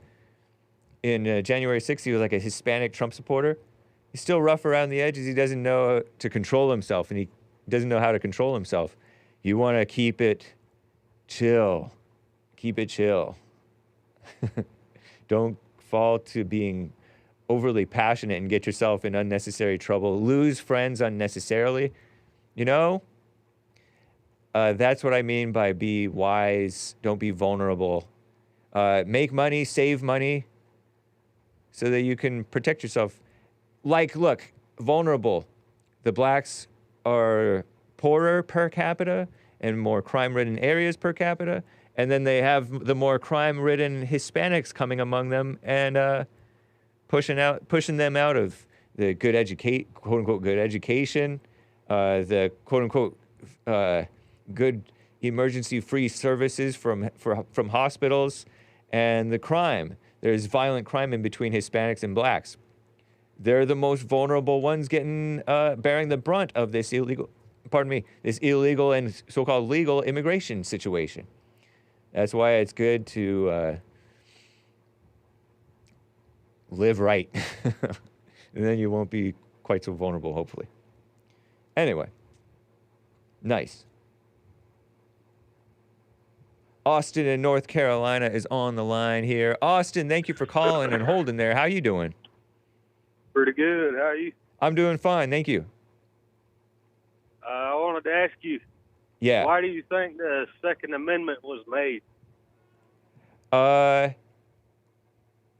It was made because, from what I understand, the founders didn't trust that everybody knew that they had the right to carry awesome weapons and defend themselves from an oppressive government and invaders and evil people. Yeah. Does that make sense? And would you... Yeah. Hassan says it's to protect the First Amendment, which is the right to speak and assemble and stuff like that. Go ahead. So, would you consider an American with a felony on their record part of the American people? Yes. Yeah, because some of the best people I know have been, used to have committed felonies in their past. So, yeah, I believe what you said about the Second Amendment too. To keep, part of it is to keep the government from overreaching. Yeah. And unless felons are not considered part of the people anymore, then that would be what happened in Charlotte. You mean Charlottesville? What y'all were just talking about? Oh, the church shooting? Guy? No, the black guy that shot the cops. Oh, yeah, that was Charlotte, huh? Was that Charlotte, North Carolina? Yeah. Okay. So say that one more time. Repeat what you just said, the point. I'm just agreeing with the caller. Oh, okay. I agree with the caller too, but since you know that you're not supposed to have these guns, let's say you have a gun. I disavow having a gun if you are a felon because the laws are against felons having guns. So I disavow that just because you're supposed to follow the law, even if it's immoral and a violation of the Constitution. You better follow it because you're not gonna. You know that the courts are against you. You know. Yeah, I understand that too. But I'm with you. I think that felons, if they're safe to be on the streets, they're safe to have a gun. If they're not safe, we have such a messed up law system, though, because we have people who are not safe. I know it, but yeah, it seems like to me what that black guy did was more American than what the cops did. Yeah, I mean, I get you that there is sort of an outlaw culture that is American, but it's not. But I still think I still am quite sure he was wrong. I don't know what the details of the story. I think he was wrong. I'm almost positive, 99.99999% sure. I almost want to say I'm 100% sure that black guy was wrong, killing those cops. Is it because he had a felony on his record?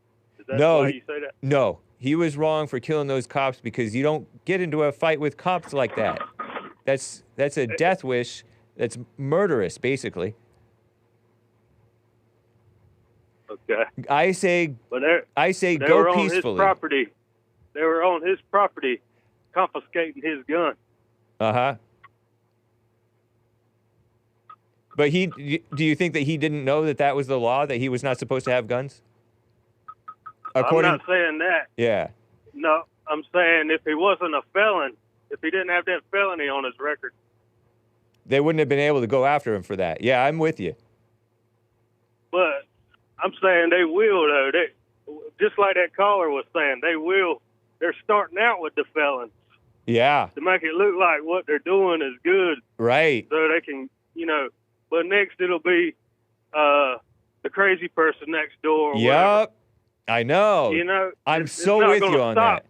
Yeah, that's stop with the felon. I know that. They're gonna go after the veterans. And the veterans are some of our best people. That's why I disavow this PTSD stuff. They want to act like, oh, you have PTSD. That's a ploy in my conspiracy theory mind. My conspiracy theory is they are pushing for veterans to get PTSD and be weak and vulnerable and on drugs. So they can say, oh, you're on mental health medication. You are a danger to yourself and others. We're taking away your right to carry guns. So they're going after the men, the felons, the domestically violent people, the guys who get in fights with their wives and and stuff like that. And that's why I say don't be vulnerable, because they're going after the vulnerable first. And hopefully we can... Because you can't really help it if you got a felony on your record, I know, but you don't have to attract attention to yourself. Just because that guy was a felon, how did they find out that he had a weapon unless that there was something else that he was doing? He was attracting attention to himself in some way. I know, probably. But I know he's been watched for a long time. Yeah. By, some top lawmen or whatever. Okay, yeah. If you're a problem person, you're going to have people watching you. That's why you want to stay off these watch lists and not say stuff that rings these bells that get you on these watch lists. You know what I mean? It's not a badge of honor to be on a watch list and to be openly defiant of the government. Even though the government's evil, you don't want to be like, oh, I defy the government, come and take it stuff. You want to be quiet. How do you know who's doing all that, though? Oh, you don't. But you just kind of have to assume that they're always watching. What if the real reason is they're just trying to get somebody else's guns? That may be, but I think in terms of local stuff, the cops want to deal with crime. In terms of just locals dealing with the crime situation, I can understand a cop getting frustrated or a police chief or whatever, even though I disavow that police chiefs are a bunch of liberals and so too now are cops. I can understand they're like frustrated that these guys, these criminals, are on these streets and we can't jail them and they have guns and what are we going to do? And they're going to do evil things with these guns. So what are we going to do? These people doing wrong are giving the cops and the evil liberals an excuse. That's why they can't rule over a moral people. They want people to be immoral and criminal and out of control, and angry, so that they have the excuse to go after you. Yeah. So that's partly what I'm saying is don't be vulnerable. Don't give them the excuse. Blacks do all kinds of stuff to escalate a situation and give the cops an excuse to exercise their based brutality. I'm kidding around a little bit, but yeah, but I am with you that it is kind of American to be a free man in defiance of the law. But I sort of disavow it for the sake of decency and my channel and to give good advice to people, because it's better to be alive and free. And free meaning I get that you're not free, you don't have your freedoms, but at least you're free out of jail. Because a lot of these blacks who've been to jail, they don't want to go to jail, and they'll do anything to stay out of jail, including kill and be killed. And that's not good. I understand, your side of it. But Yeah. I just say we need to, what was I about to say? I like the points that you are making, and I like the fact that you're backing up what Art says, that these gun charges, weapons violations, are a violation of the Second Amendment. Yeah. Yeah. And that they're using that to eventually try to take away all of them. They would take away all of them if they could swing it. But there's too many people who believe in the Constitution. And I say that it's gone, they but can't I would do that. That's why they're one at a time in it like this. Yeah, for sure. They're brainwashing they know people which against ones guns. to start with, Yeah. To where it's okay with everybody. Yeah. Don't be brainwashed against guns, kids. And just because I say the Constitution is gone, kids, that doesn't mean that you don't still say that the Constitution is right and that these laws are wrong. But still, you better follow those laws, even though they're wrong, because I ain't saying it's not worth your life. Killed. I'm saying we could call it out, though. Yeah, for sure. We can definitely call it out. Definitely. Yeah. Man, it's great hearing from you. It sounded like you weren't willing to call out what the cops were doing or the government. I'm just kind of giving these cops an excuse because, in my mind, those cops have an excuse. Like a cop. For the show's sake? Not just for the show's sake, honestly. Because think about you become a cop. Like, you say you believe in the Constitution, and you know that the law is against the Constitution. So nobody who believes in the Constitution is going to become a cop?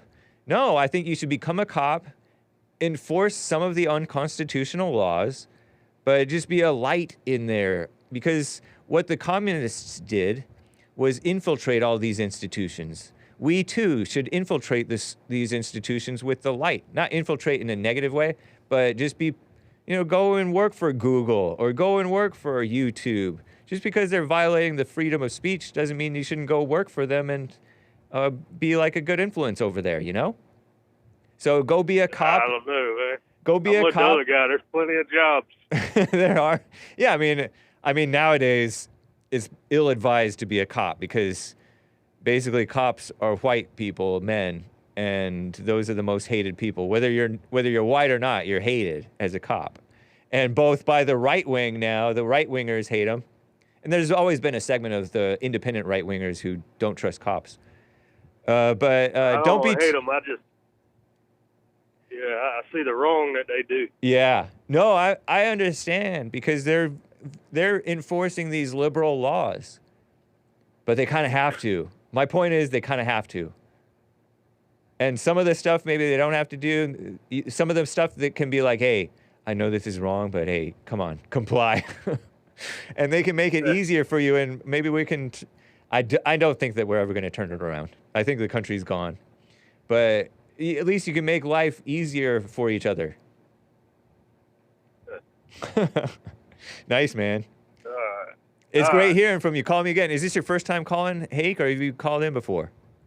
No, I've called in your show and Jesse's show, and I called in Nick's show one time, and I get on the Rumble chat. Nice. I'm right the one on. with the White History Month shirt picture. Sweet. Happy early White History Month, Austin and NC, North Carolina. Yes, sir. You too. Take care, man. All right. Bye. Bye. Wow. I got to get to Stephen in Maryland.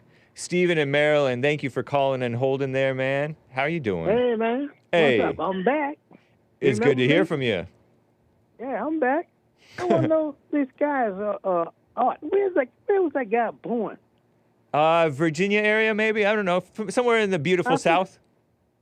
Way down south. I never heard nobody talk like that since I was in the military. Nice. Artie Art, you're talking about. Yeah, I was in Mississippi. Wasn't that refreshing? He's black, too. He's a free man, a free black man. It's not refreshing. Like a dummy. Well, I'm with you in that he shouldn't be justifying the guy killing the cops. Which he wasn't really doing it, but he was, for the sake of my channel and for the sake of himself, he wasn't really justifying that. He was just saying that these laws are wrong and that he wishes these cops wouldn't enforce these unconstitutional laws. But I'm saying they don't have a choice. I thought that was a good law. Felons shouldn't have a gun. No, it's not a good. I understand what your position is because a lot of felons, they get out and they're still criminals. They still have a criminal mindset. So because of that reason, that's their excuse for not giving them their guns rights back. But I agree with our resident historian Asmodor, who says that if they're not to be trusted with the gun, they're not to be trusted to be free from jail. No, not really. Yeah, right? What you need a gun for? What are you protecting yourself from? All kinds of evil people, hopefully. They're going to come get a felon, right? And wild animals. Held up a store. Felons, oftentimes they have enemies, and other felons. Yeah, other felons. So they have to protect themselves from other felons. Yeah, right. Yeah. Okay. Well, look, I just really call about those guns. Really. Yeah, I don't think you need an AR-15. Why not? It's usually for hunting, right? What do you need a rifle for in the house? Because it's cool, it's awesome, and I'm American. No. Yeah? What, I'm not American and it's not cool and awesome? Say again? It's cool being American, but I'm talking about you don't need a AR-15 rifle. Who are you to say? You don't need that. Sometimes what's wrong with a regular handgun? Because the cops have them. If the cops have them and the criminals have them, why can't normal, decent people have them? And if the military has them, why can't the normie, free Americans have them? No. Yes. They have a reason to have them. I know, and we have a reason too. Remember back in the old days, they used to have Tommy guns, right? Yeah. How about why don't we bring them back too? Because those are, the Tommy guns aren't as cool and effective, I guess, as ARs. Oh, yeah, they're effective. And AKs. That's why they banned them. They was real effective. Oh, you're Israeli, Hake. Israelis have Uzis. Israelis? Yeah. Well, that's Israelis. I don't live in Israel. I live in the United States. Israel is coming here. You know how Israel has to watch out for Palestinians? There's a whole bunch of Palestinians coming here. So the Israelites going to bring their Uzis or whatever you said. Hopefully. Put themselves against the Palestinians. Yeah. No. What do you think they have those Uzis for? If it doesn't make sense, you can't just trust the military with all the weapons. It doesn't make sense. Why not? They're protecting the country. No, they're not. They fight people. They fight people over somewhere who aren't even concerned with our country. That's not protecting the country. That's protecting themselves from other people. That's cool. I respect it. Come on. Military doesn't, for the most part, the military doesn't protect the country. Well, what they do there? They go over and fight phony politicians and bureaucrats wars. Well, that's true. That's true. Somebody else, like you know, say young little short fat guy. Yeah. North Korea. Oh yeah, Kim Jong-un. Yeah, him. Little Rocket Well, Man. that's different. That's a dictator. Nice. That's what your boy Trump want to be. For at least for a day. I despise Trump. You know that? Wow. That's why you're beta, even at 87 years old. 87? Yep. You're 87 and you despise Trump and you're a man?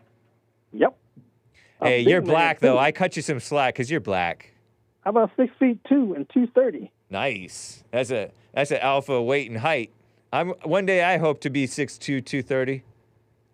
Well, if you ain't got it now, you ain't getting there. Oh, maybe when I'm 87 I'll be that. No. You stop growing when you're about 24. Yeah, maybe even before that. 21.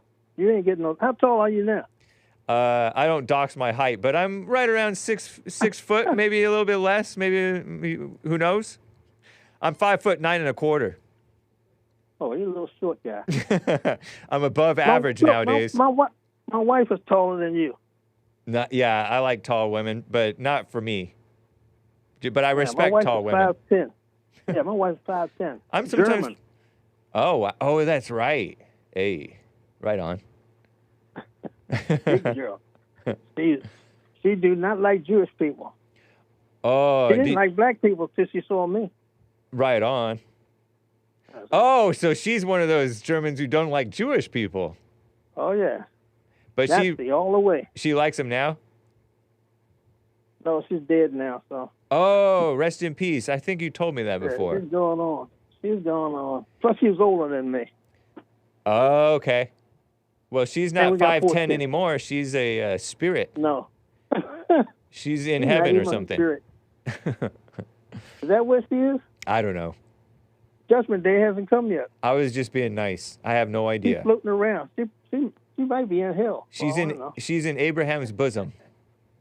But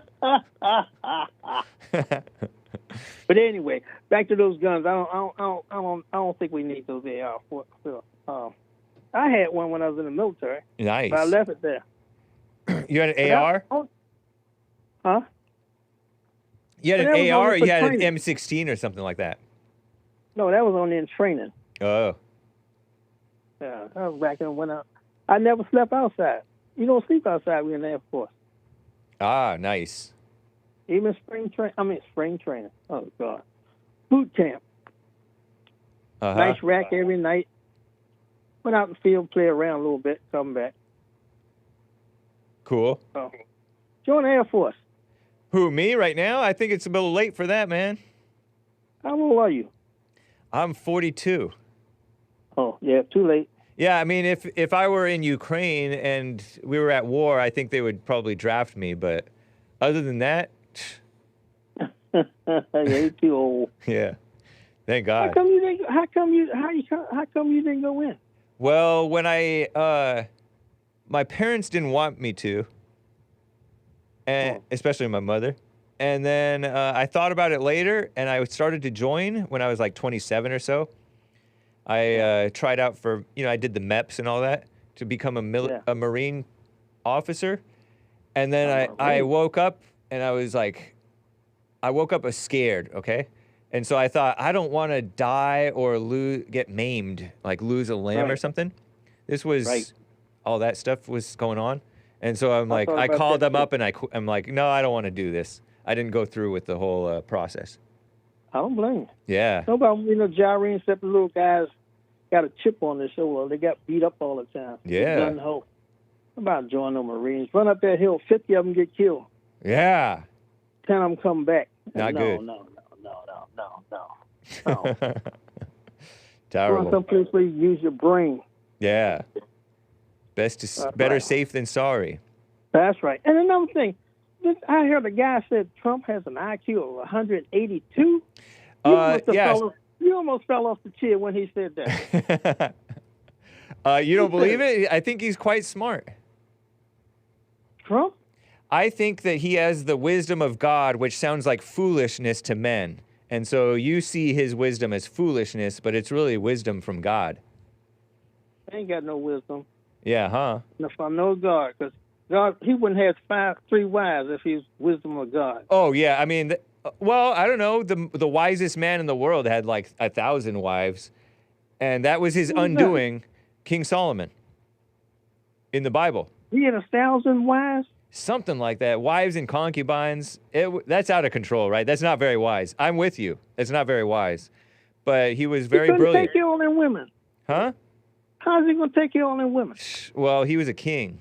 He was the king of I Israel. don't care if you're king. He was like whatever. the third. I want to say he was like the third king of Israel. Could be wrong. Something had to stand attention at one time or another, right? Yes. And 1,000 women, that's 1,000 times standing up. When you going to get around to... I know. It's not good. It's good talking with you, Stephen and Meryl. And taking 3 years to get around to the same one again. Yeah. No, I'm sure he played favorites. 700 wives, 300 concubines, says Vita Man. Wow. Yeah, no, that's not good. And that was his undoing. He started following after their other gods. And no, I disavow that. Hey, guess what? He's black, too. Solomon? Psh, I doubt it. Yeah. He said in the beginning of the book, I am black. The first sentence in King Solomon's book. Look at it. I'm through with this nonsense. I got to run. I'm running out of time, Stephen and Marilyn. It's good to hear from you. Yeah, same here. Talk to you again. All right. Take care. All right. Bye. Guys, this has been the Hake Report. I got to wind down. Unfortunately, I could not get to Joe in Phoenix, Arizona. Alex in California's favorite caller. And Daniel in Texas, who wanted to talk about the Constitution being dead and my thoughts. Whether he believes it or not, I don't know. And Joe in Phoenix wanted to clarify about haves versus have-nots and something else that was quite interesting. But I just cannot get to you guys. And Popcorn's Thump Keg bought a coffee. Carver bought a coffee that I got to get to later before the show even started. And the rest of the Super Chatters and everybody, D Live supporters, thank you. It's Steve Taylor Tuesday. Adios, America. Enjoy Curses by Steve Taylor. Bye.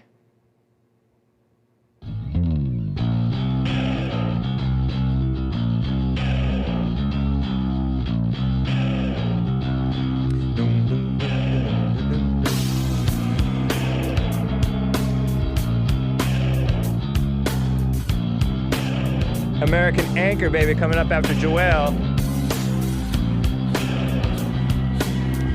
Some people want Joelle to be on Twitch. Hey.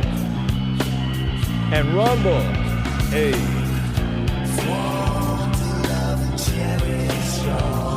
Always.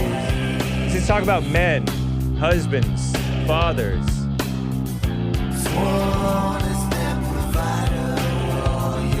Sworn is their provider all your days. Love and cherish always. You've seen that look in each of their eyes, so helpless, so demanding.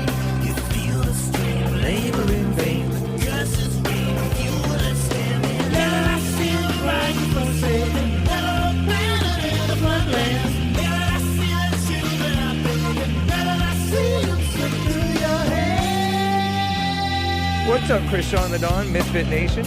In the chat there. Steve Taylor, 1993. Squint is the album. Curses is the song. Ignorance or apathy, which way? We don't know and we don't care, they say. We don't know and we don't care, they say.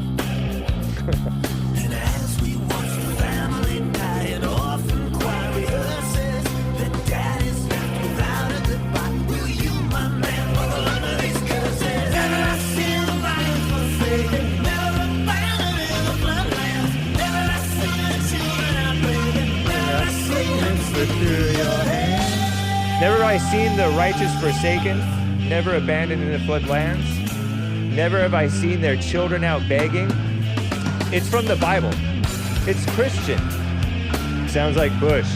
Smell? Oh, I can't say that. Thank you, Crichton Hendry. I like their serious songs. Steve Taylor's serious songs. His funny songs are cool too. I think I actually like a song. No, I gotta end at 5 till. I'm a little bit overtime.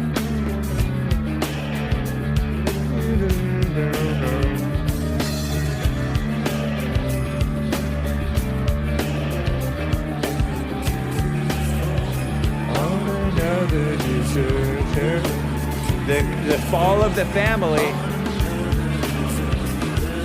Curses fall on another deserter.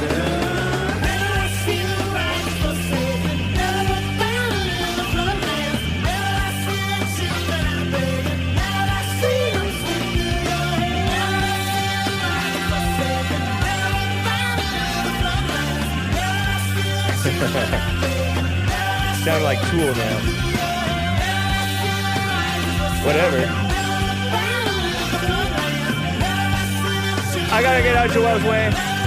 Thank you, Hassan. Adios, America.